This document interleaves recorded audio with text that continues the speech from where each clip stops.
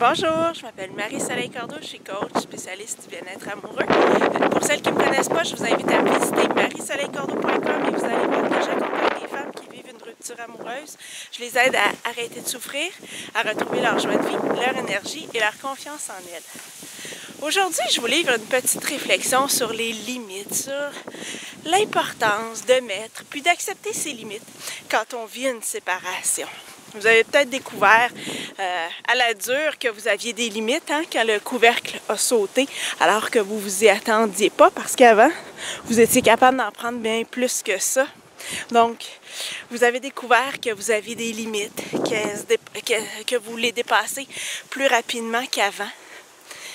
Et peut-être que ça vous bouleverse, ça vous fait peur un peu, en tout cas, ça vous déstabilise très certainement.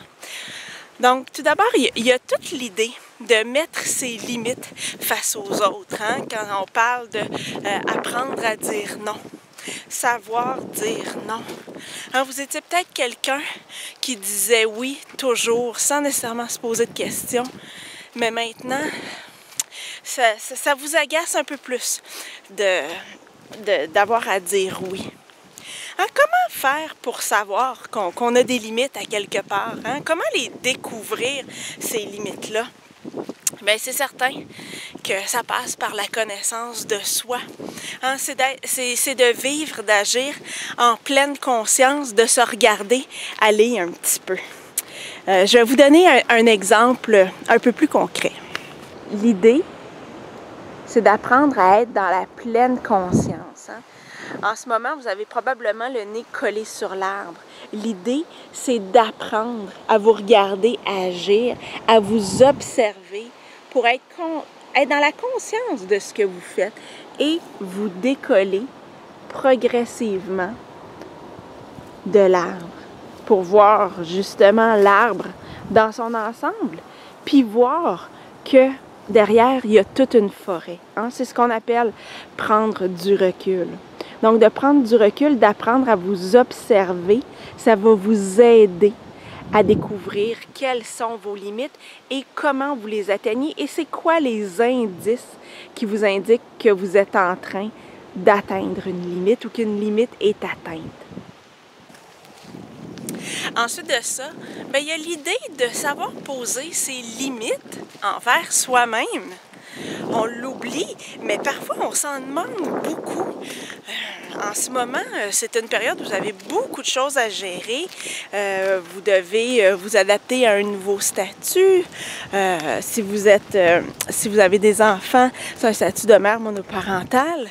Donc, ça vient bouleverser vos habitudes quotidiennes. Vous en avez plus sur les bras qu'avant.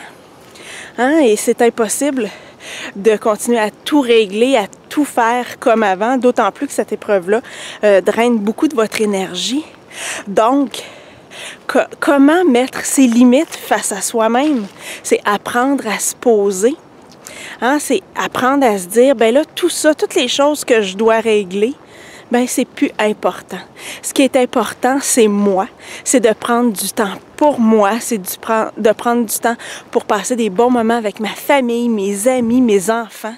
Puis de laisser les tâches, puis les choses à régler de côté pour un petit bout de temps. Puis ce qui est difficile aussi avec l'idée des limites, c'est d'accepter qu'on en a. C'est d'accepter qu'on est plus vulnérable.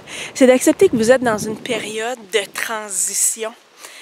La fille enjouée, dynamique, c'est peut-être...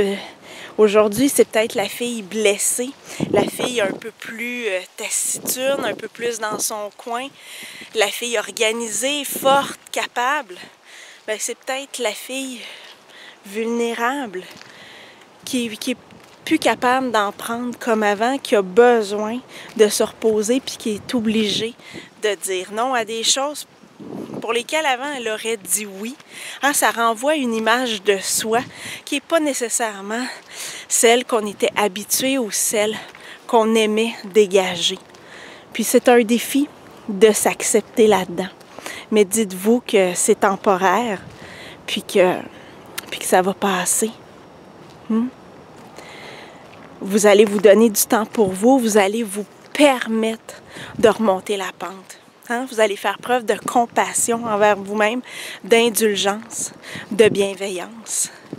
Puis vous allez passer beaucoup plus facilement à travers de cette période difficile-là. Puis en terminant, ben, un petit truc hein, pour vous aider à connaître vos nouvelles limites. Quand je dis oui à quelque chose, à quoi je dis non? Hein, ça va vous aider autant pour poser vos limites envers les autres que vos limites envers vous-même. Hein, prenez à chaque fois, avant de prendre une décision, avant d'accepter quoi que ce soit, prenez un moment pour vous poser la question. À quoi je dis non? Hein? À quoi je dis non? Quand je décide qu'aujourd'hui, je règle la paperasse, je fais des tâches, puis je fais ça toute ma journée de samedi. Ben, vous dites peut-être non à du repos, à refaire votre réserve d'énergie, à passer des moments de qualité avec vos enfants. Puis c'est la même chose avec les demandes de vos collègues au travail ou avec les demandes de votre ex-conjoint ou de vos amis ou de votre famille. À quoi vous dites non? Alors, je vous laisse là-dessus. À la semaine prochaine.